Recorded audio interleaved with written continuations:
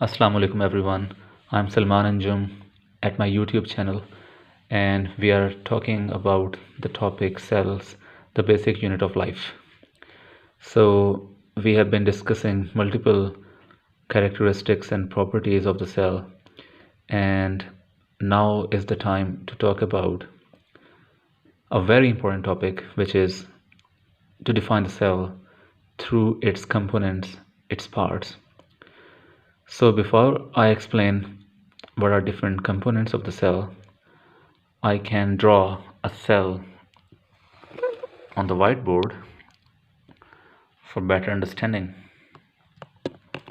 Let's say you are just walking around and you happen to see something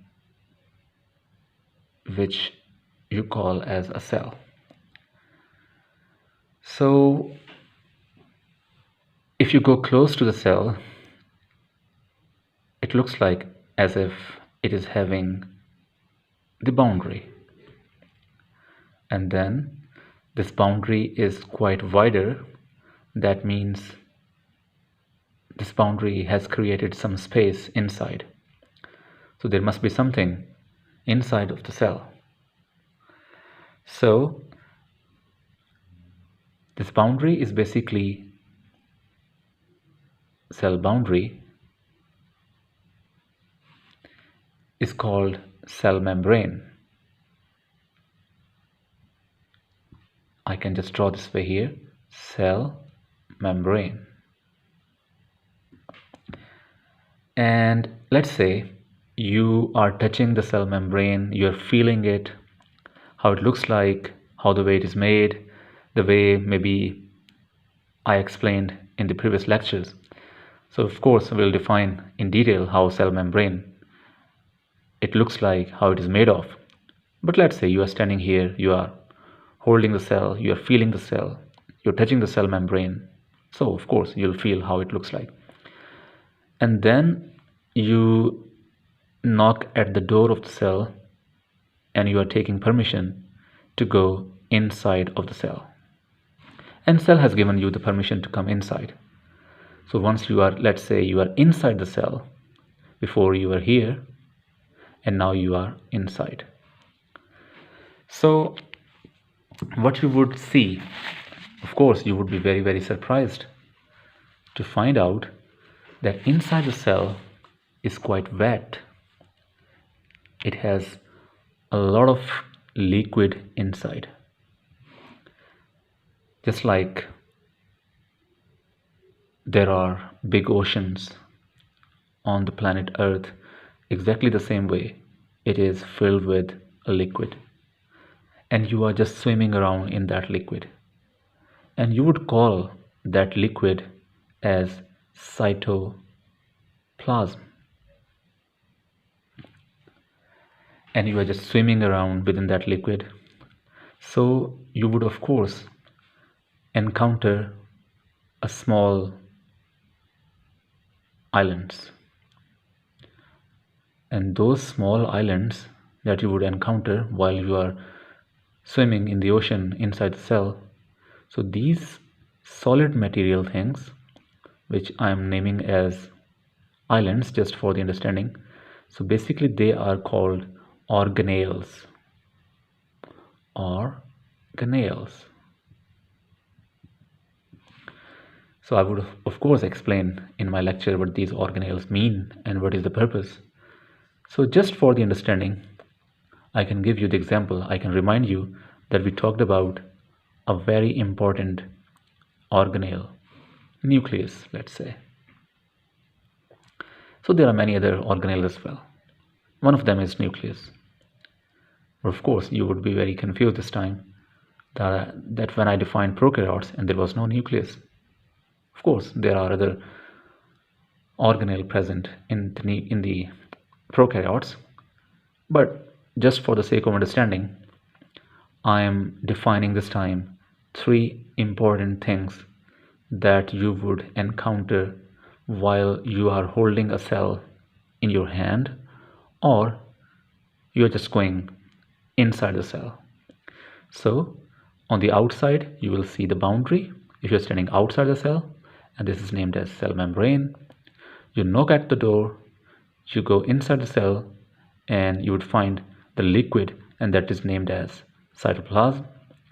Also, you would encounter the solid islands, and you would name them as organelles. So these are three very basic or very important parts of every single cell. Now there come exceptions. So three things are everywhere. Every single cell would have cell membrane. Then you go inside, it would have cytoplasm. Then it would have organelles. Then what is the exception to this? The exception is the plants. They offer another thing. Let's say that the plant cell, it would have another layer around the cell membrane, and that extra layer is called cell wall. So the plant cell, it has first of all the cell wall, then you go inside, you'll see cell membrane, then you go inside, you'll find the liquid, which is cytoplasm, and then you would also find organelles. While in the case of animal cell, it starts from cell membrane, then you go inside cytoplasm, and you find organelles. So this way, the plant cells, they have one thing extra, which is called a cell wall. So you can say this way, that the plants, they have the outermost layer, which is named as cell wall, while in the case of animals, the outermost layer is cell membrane. And of course, we have to still define the difference between cell wall and cell membrane. They both are entirely different things. Their roles are different, their properties are different, the way or with the material they have been made, it is entirely different. So those things are coming up in this lecture. So after defining very quickly a few parts of the cell, I can just read here. So now we know that every cell, whether plant or animal, they definitely have cell membrane, cytoplasm, the liquid part, and organelles. One example was nucleus. Other examples I am going to give you, for example, ribosomes. But of course, we will learn about them. So here in this image, they are again showing the same thing. It's a cell. It's a cell of green algae. It has a cell membrane, outermost boundary. It has inside organelles, and of course the liquid, which is not mentioned here, and that is cytoplasm, the liquid part. Okay, so if we move to the next slide, what else is there inside the cell? You are just assuming that you are swimming in the cytoplasm of the cell. You are inside the cell now, and you are just swimming around. Of course, you would find many other things, and one of the thing is the DNA. For example, you are swimming around. This time you're going inside the bacterial cell. So I can draw you the cell on the whiteboard. Before, when I said the cell would have a nucleus, I meant to say a eukaryotic cell. Let's say this time it is a bacterial cell. So I can draw this way. This is a bacterial cell.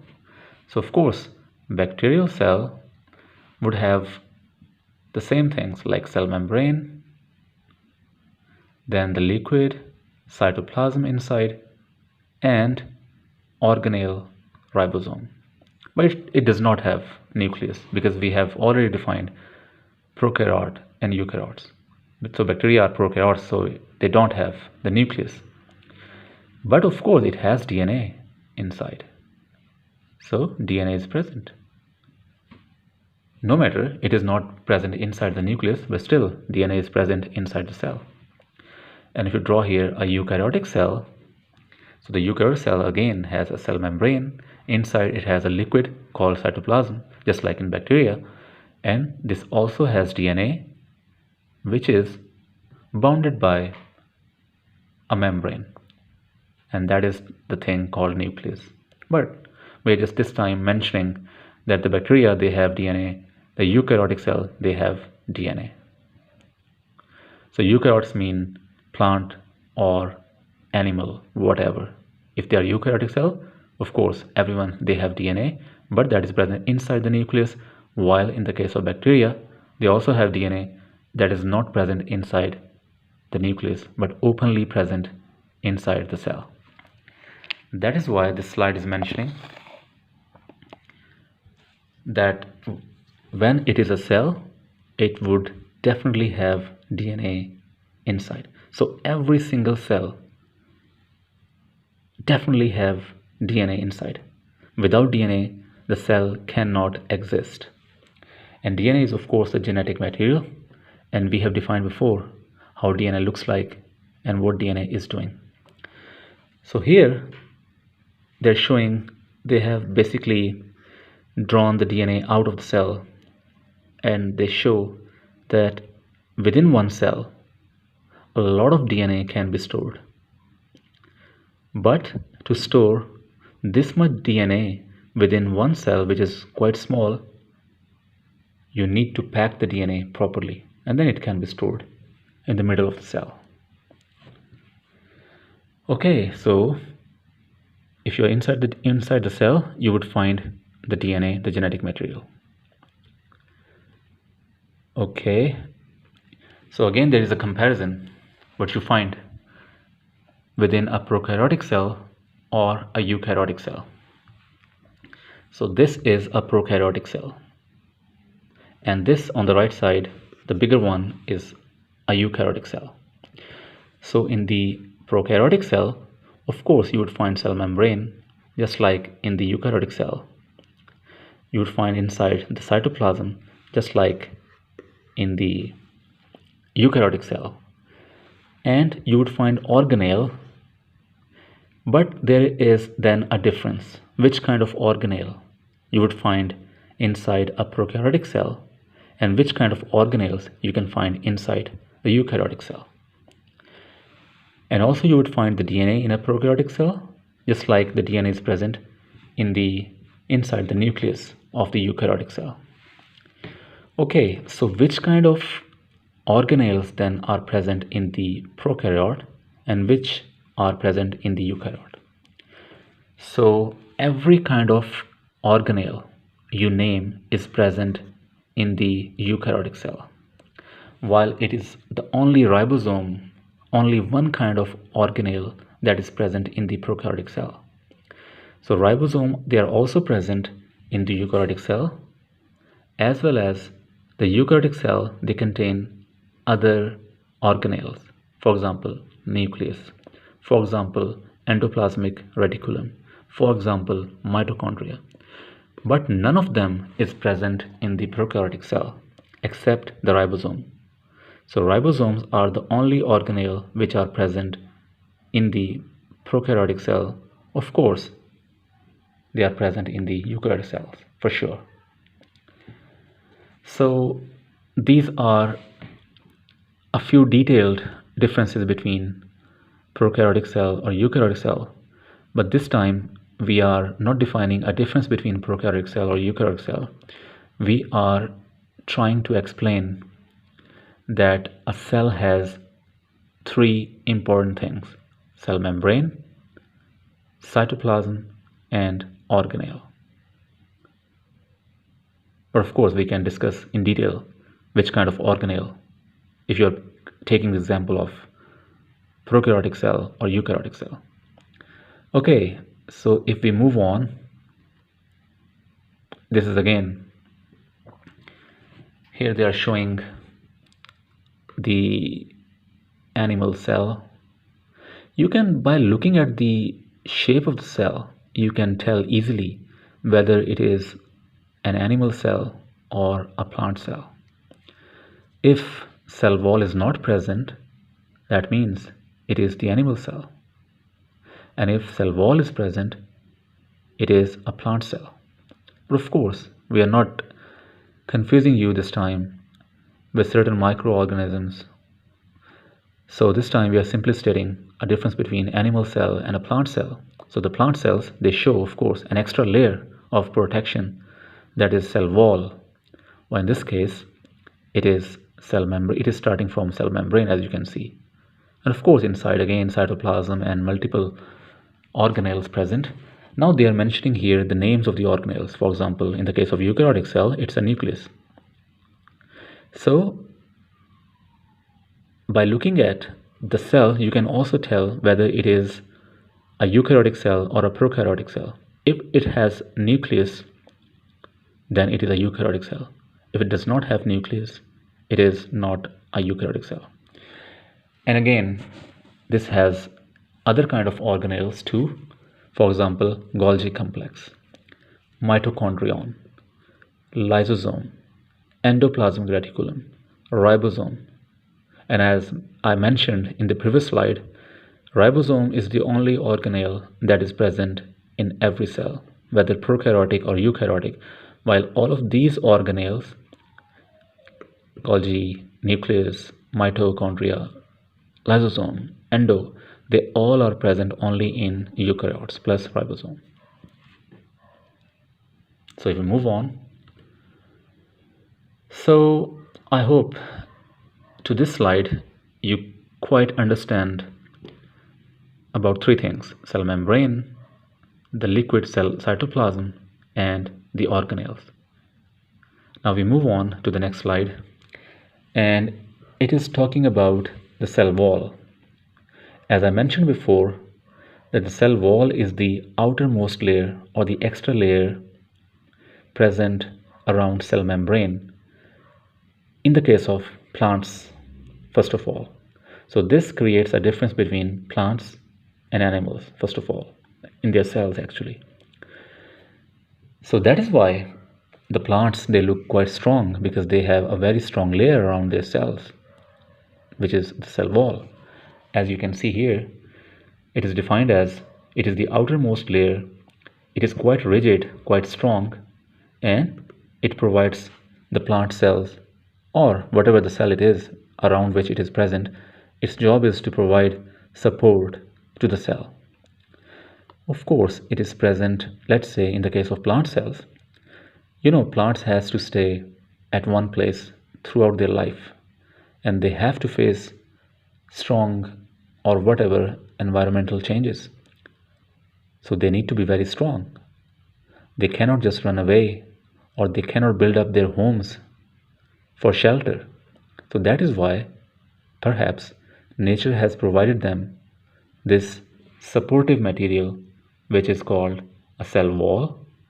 And that is why the plants, they look quite strong. They are quite woody just because of this very strong cell wall. And then, apart from plants, the cell wall is also present in the case of fungi. Fungi, we'll discuss later, they're also microorganisms, and their cells, they also contain a cell wall. So here, this is a cell of the plant, and you can see here, this is the cell wall, the outermost layer, slightly in green color shown.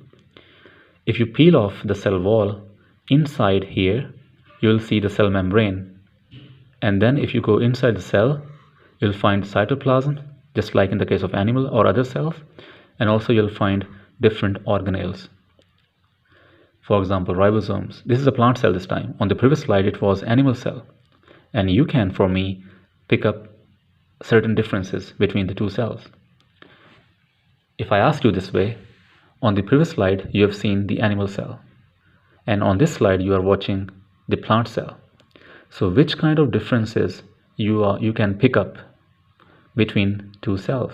Let's say you go back, this is the animal cell, you come back to this slide. If I ask you, was cell wall present on the previous slide on the animal cell? Of course not. Okay, this is the difference. Was cell membrane present? Yes. Was cytoplasm present on the previous slide? Yes. Mitochondrion? Yes. Ribosome? Yes. Nucleus, yes. Endoplasmic reticulum, yes. Cytoskeleton, yes. Chloroplast, no. Golgi complex, yes. Large central vacuole, no. So you have picked up basically 3 or 4 important differences between plant cell and animal cell. In the case of plants, you have seen it has a different organelle, which is chloroplast, and this chloroplast is absent in the case of animal cells. It also has a large central vacuole, which is absent in the case of animal cell. So the plant cell also has cell wall, which is absent in the case of animal cell on the previous slide. So this way, while other things, they are quite common between the two cells. So this way you can compare two different cells, and having these different organelles, for example chloroplast, vacuole, cell wall, the properties and the behavior of the cell is totally changed. So we'll discuss later the functions of each of these organelles in detail, and this way you can appreciate the differences between different cells. Okay, so we are discussing still the cell wall. As I mentioned before, that cell wall is the outermost layer in the case of plant cells. So who is making this cell wall? Of course, everything in and out of the cell is made of certain chemicals. So in this case, the chemical is cellulose. Cellulose is making the cell wall of the plant. While in the case of fungi, the cell wall is not made of cellulose, while it is made of a different chemical, which is chitin, which is quite different than cellulose. And the bacterial cell wall, some bacteria, they have cell wall, and their cell wall is made of this chemical compound, which is called peptidoglycan. So overall, all of these 3 different compounds, cellulose, chitin, and peptidoglycan, they all 3 are complex carbohydrates. If you remember, if you go back to the previous slide where we discussed about carbohydrates, I mentioned about cellulose. So cellulose is a polymer of glucose, but it is quite different than starch. Starch is also a polymer of glucose, but cellulose has different properties than starch. So cellulose is involved in the making of cell wall of the plant. We don't have cellulose in our body, and we cannot also digest cellulose. While chitin is a different carbohydrate present in the cell wall of fungi, while peptidoglycan is also a carbohydrate which is attached with some protein peptide. It is called peptidoglycan. Glycan means carbohydrate and peptide means peptide or protein. So it's a mix. This compound is a mixture of protein and a carbohydrate, and this compound then is used in the making of the cell wall of the bacteria. So all of these 3 compounds, they are conferring different properties to these cells in which they are present, around which basically they are present. So who is providing more strength out of these? Of course, cellulose. Cellulose is quite strong and it is converted into a wood, and you know the wood is very beneficial. It is very, very strong.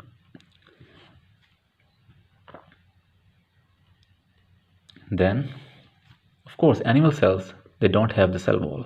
We don't have cell wall. Humans, animals, we don't have cell wall around our cells, and we also cannot digest cellulose. Let's say you start eating or chewing the plant, so of course you are eating their cells, and we know now that their cells, they are protected by this very strong cell wall made of cellulose. So would you be able to digest that? No, your body cannot digest the cellulosic part. the cell wall part. Of course, your body can digest rest of the components of the cells, but this is very difficult for the animals, especially the human being, to digest or break the cellulose to bring out the components, the good components that you want to eat from the inside of the cell. That is why you first of all you cook the vegetables or the plants so that you can soften the cellulose, and this way you can reach or have access to inside of the cell of the plant. And even the other animals, just like sheep, cows, buffaloes, you know that they eat grass, they eat plants directly, and you have seen them that they as if they are digesting the plants very easily. But there is a very interesting thing, there is a very interesting fact. Even those animals at their own, they cannot digest cellulosic part of the plant. In fact, inside their gut or inside their stomach, there are living certain microorganisms, and they basically have this capability to digest cellulose.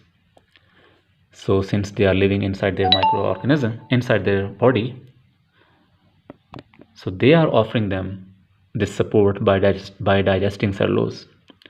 So those animals, they have those microorganisms which can support them by digesting cellulose. So as a result, those microorganisms, they are getting food from those animals.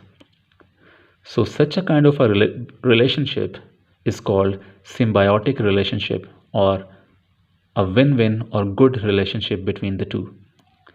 So in return, they both are helping each other.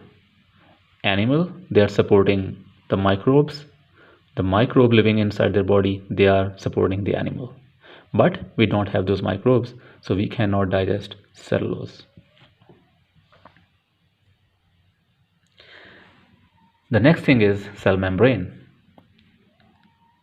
So as I mentioned before, whatever the cell it is, whether plant, animal or microorganism, it would definitely have a cell membrane, and cell membrane is entirely different to that of cell wall. Cell wall was quite rigid, quite strong, while cell membrane is soft. It is not rigid. Its property is not to be rigid or strong, but it's a protective barrier. It is giving the cell a shape. It is holding the components inside, and it is controlling the traffic from inside to outside or outside to inside. Traffic means it has to allow or does not allow, let's say, the water molecules to come inside or from inside to go outside. In the same way, the cell membrane, it can selectively control the movement of other molecules, let's say salts, oxygen. So this way, the cell membrane is quite selective, and it can easily regulate or control the good or bad components or their movement from the outside to the inside or inside to the outside of the cell, while this thing is not done by the cell wall. That is why it is called as a protective barrier. Which kind of molecule or chemicals are making the cell membrane? As I defined before, for the case of cell wall, cellulose was making the cell wall. In the case of cell membrane, as you might know from my previous lecture, we tried to draw a phospholipid to make the cell membrane. So if you remember from there, so the lipids are basically making cell membrane, the phospholipid. So that is why the nature or the characteristic of the cell membrane is that it is lipid in nature. So the cell membrane contains hydrophobic part as well as hydrophilic part. If you remember, it has the phospholipid and the head part of phospholipid was hydrophilic in nature, while the lipid part of the phospholipid was hydrophobic in nature. I would show you in the next slide how the way the phospholipids are assembled to make cell membrane, and how the way hydrophobic and hydrophilic parts are assembled. So of course, one cell membrane is a double layer of phospholipids. I have explained this in my previous lecture, and I can also show you again on the next slide. So there are two layers of phospholipids which are facing tail to tail with each other. So the inside is hydrophobic while the outside is hydrophilic. So not only the lipids present in the cell membrane, but also there are present important proteins which are also contributing in the making of the cell membrane, and also these proteins are providing different properties to the cell membrane. If you remember when I said that you are standing outside the cell and you are knocking outside the cell. So where you knock, you basically knock at some door to go inside the cell. In the same way, let's say water wants to go inside the cell. So water will be standing respectfully outside the cell. It will be knocking at the door, and then that door will be open and water can go inside. Then other components, for example glucose would be standing outside the cell, and it would be knocking at the door, and that door will open after recognizing that it is glucose, and glucose then can go inside the cell. So what are those doors made of? Those doors on the cell are basically made of proteins. So that's why proteins are very important molecule playing an important role on the cell membrane, that they are behaving as a gate or a door to allow or not allow certain molecules to come inside or outside. That's why they're saying here that the cell membrane contains certain proteins. So overall, cell membrane, it defines the cell boundary. It controls the transport of the material. For example, the nutrients, they want to come inside the cell. So cell membrane would allow them to come inside. But not too much nutrients can come inside. But there is always a limit. Water, how much water is required to come inside? It would go inside. Wastes, so cell is producing certain wastes as a result of certain chemical reactions, and one of the famous waste is carbon dioxide, which is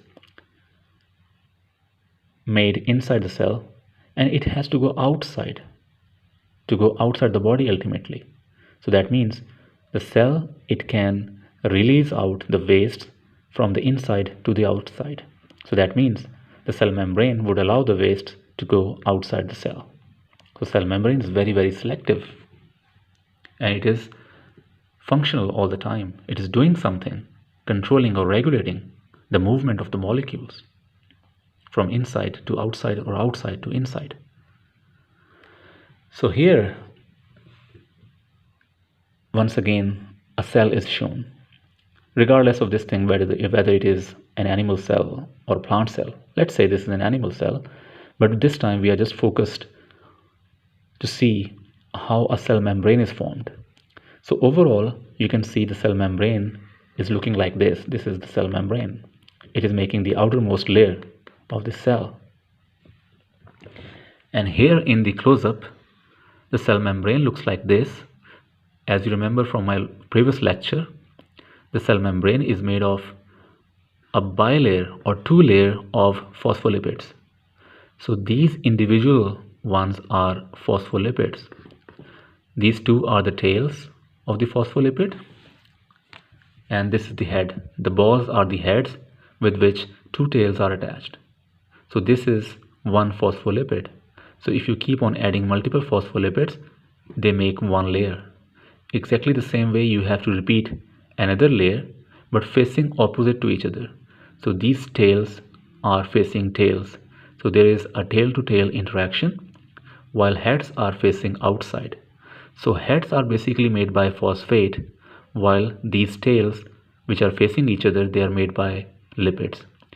So, so these tails, they basically are hydrophobic in nature because they are lipids and they don't like water, while these heads, they are hydrophilic in nature and they like water. So water can touch only on the hydrophilic heads, while tails are covered inside. They are hiding inside. So inner part of the cell membrane is hydrophobic or lipid in nature, while outer part of the cell membrane is hydrophilic in nature because of phosphate.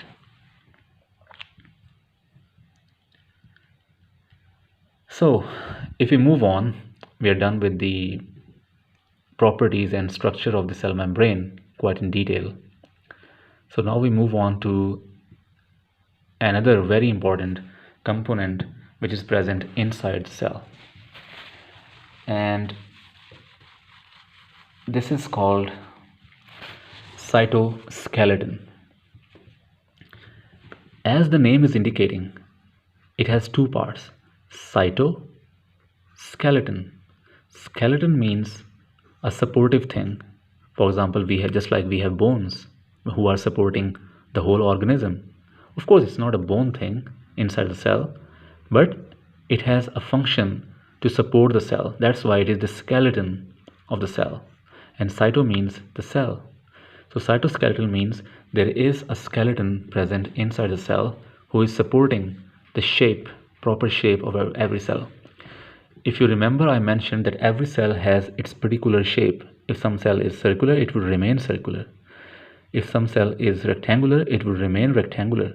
So that means there is some skeleton who is maintaining or making sure that the cell retains its original shape. That is very, very important for the cell. That's why cytoskeleton has a role. So who is making this cytoskeleton? Of course, bones are not making cytoskeleton. These are certain proteins which are making the cytoskeleton.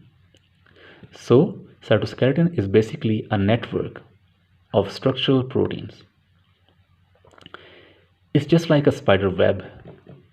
So it is present inside the cell. I can draw it this way.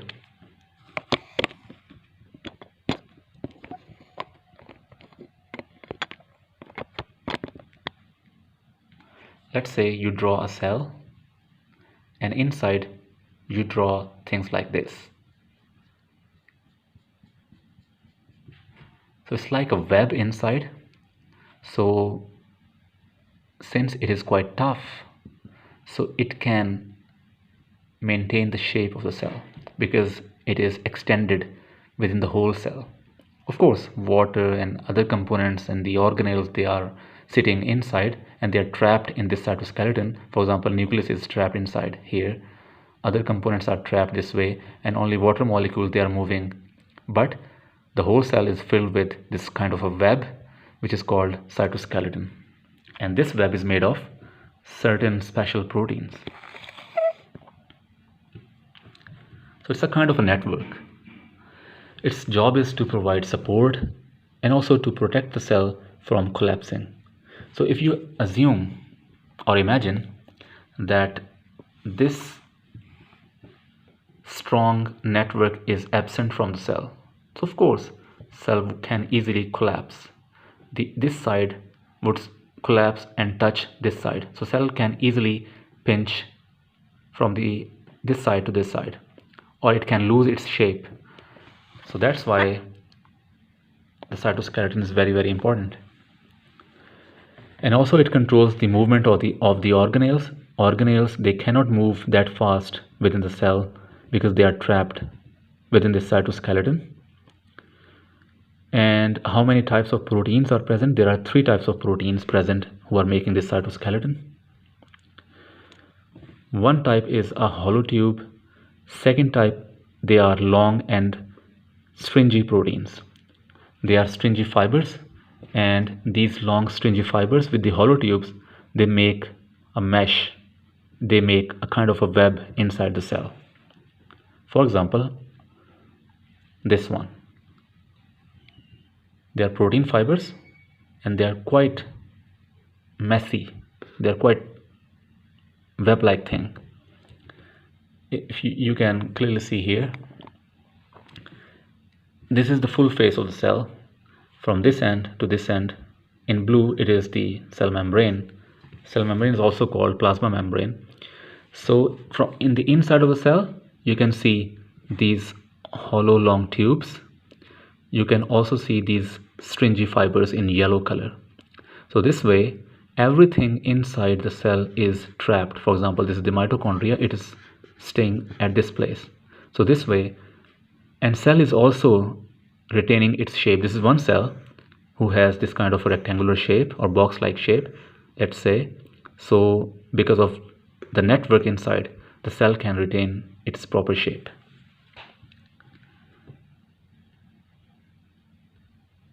Or there is another model.